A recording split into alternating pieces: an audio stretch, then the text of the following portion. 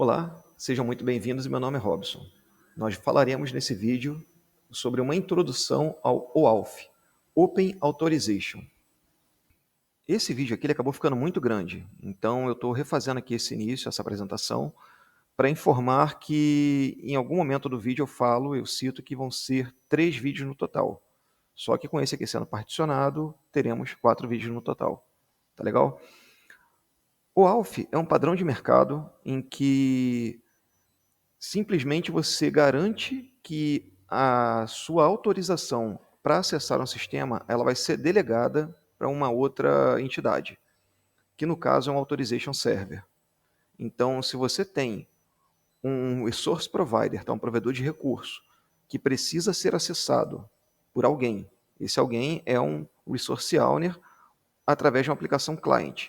Nem sempre a presença do resource owner vai estar ali, mas o client sim. Então, para o client acessar o nosso resource provider, ele precisa que um authorization server conceda a ele uma credencial para que isso seja possível.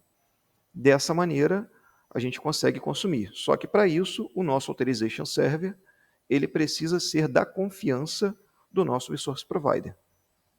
A gente vai ver isso mais detalhado, mais à frente a gente vai ver essa nomenclatura toda, as explicações e como é o fluxo total do funcionamento, tá bom?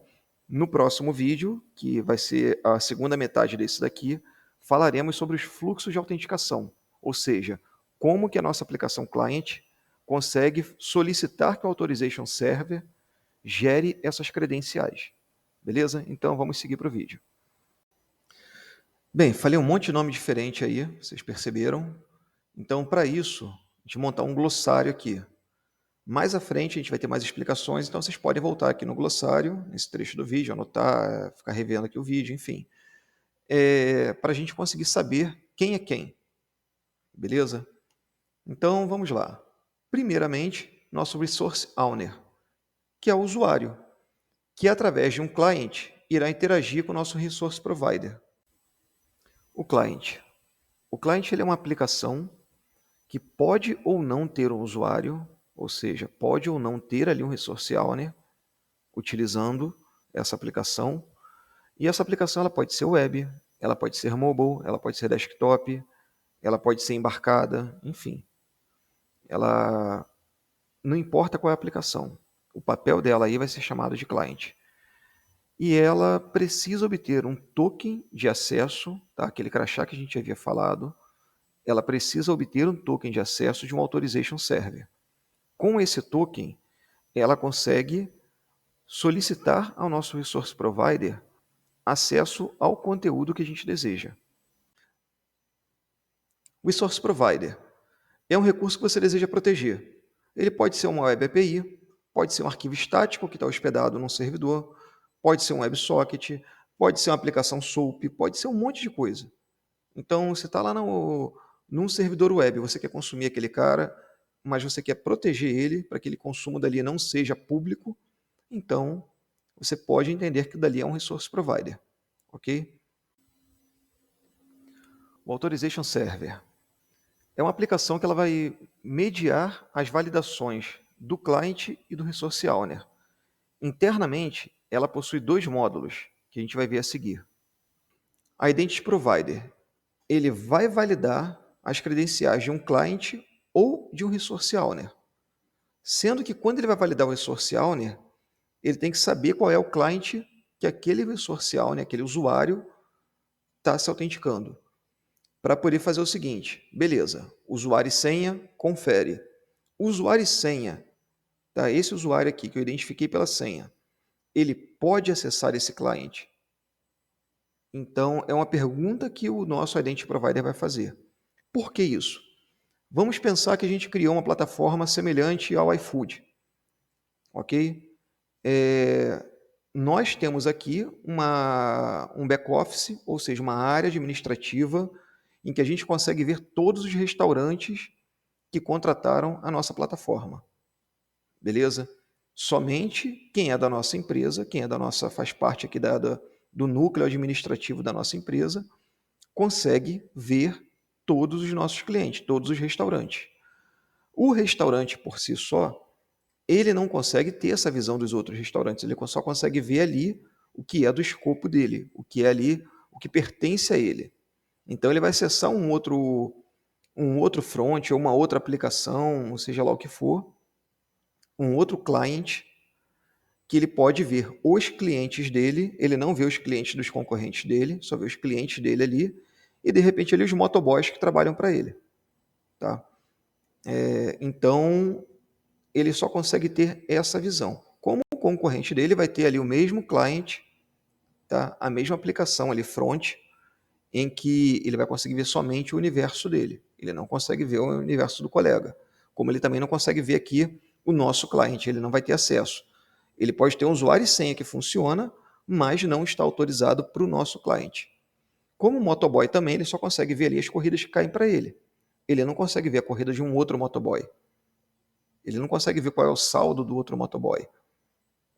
Entendeu? É isso. O client, ele está associado a um... Aliás, o usuário, quando vai se conectar, ele se associa ali a um cliente. Ele fala assim, estou me autenticando aqui através desse cliente.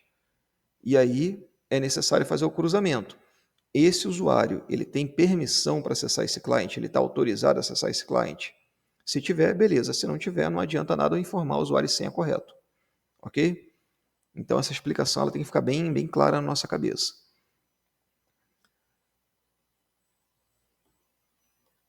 O issuer. O issuer. Se as validações do Identity Provider forem bem-sucedidas, é esse módulo que emite. Issuer, traduzindo, é emissor.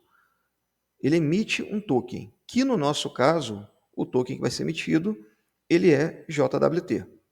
A gente já viu no vídeo anterior como é que é o JWT. Então, vem 3 caras aqui embaixo que não são padrões oficiais, mas algumas corporações costumam utilizar essa nomenclatura. Que a primeira é B2B. O que é B2B? Eu tenho uma aplicação back-end em que, quando fala back-end, pode ser server-side, tá? A gente está se referindo a server-side, ali está usando o termo server-side. A gente tem uma aplicação server-side em que ela precisa consumir algo de um parceiro. Digamos aqui, a nossa aplicação aqui do iFood tem que emitir nota fiscal. Cara, quem já trabalhou com emissão de nota fiscal sabe como que é trabalhoso, como que é chato. Porra, cada cidade, uma regra, um conjunto de parâmetros e tal. Eu não estou afim de perder tempo fazendo isso.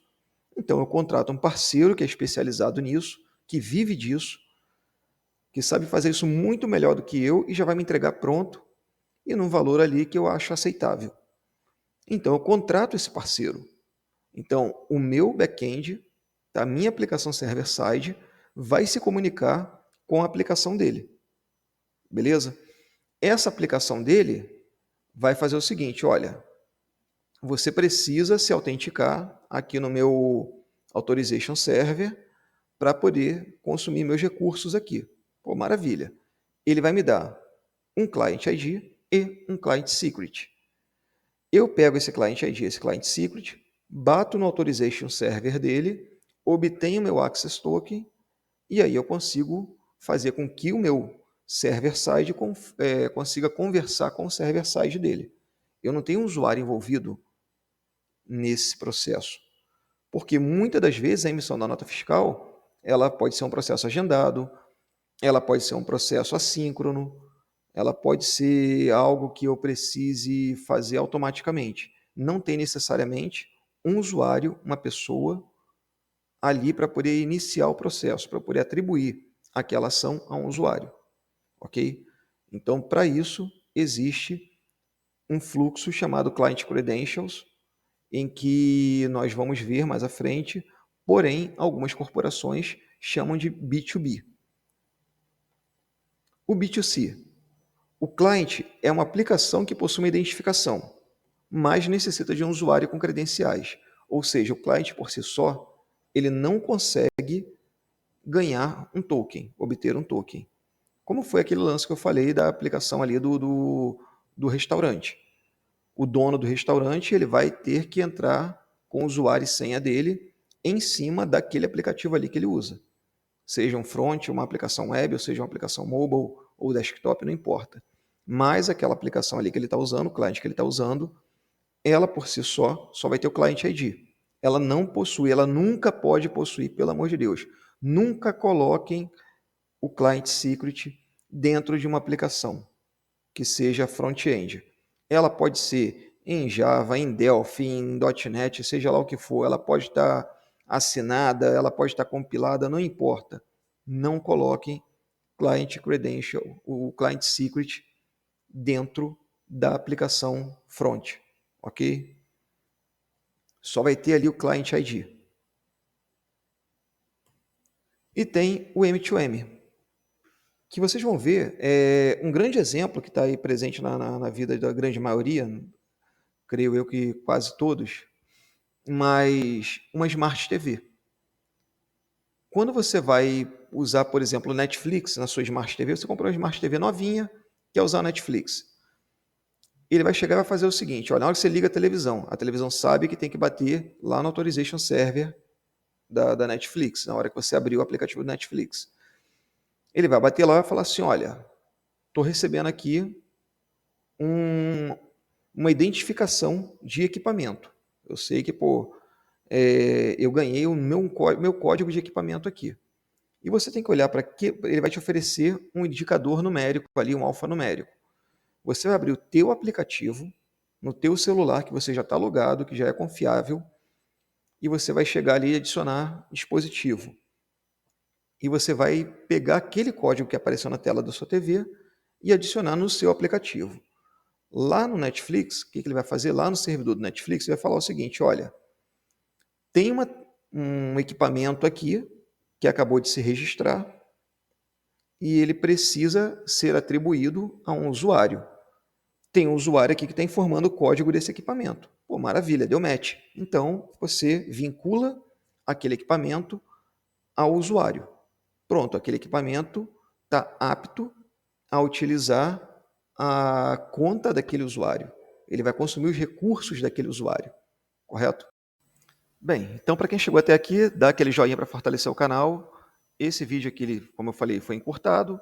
O próximo vídeo já vai ser para olhar esses fluxos aí que a gente falou, são 6 fluxos no total. E tão logo termine o próximo vídeo, já vou começar a produzir o que vem a ser a nossa mão na massa mesmo, a implementação em código. A gente vai olhar código, vai olhar ferramenta de mercado, vai olhar cloud e vai ver a coisa funcionando ali na realidade, na prática. Beleza, galera? Até o próximo vídeo, então.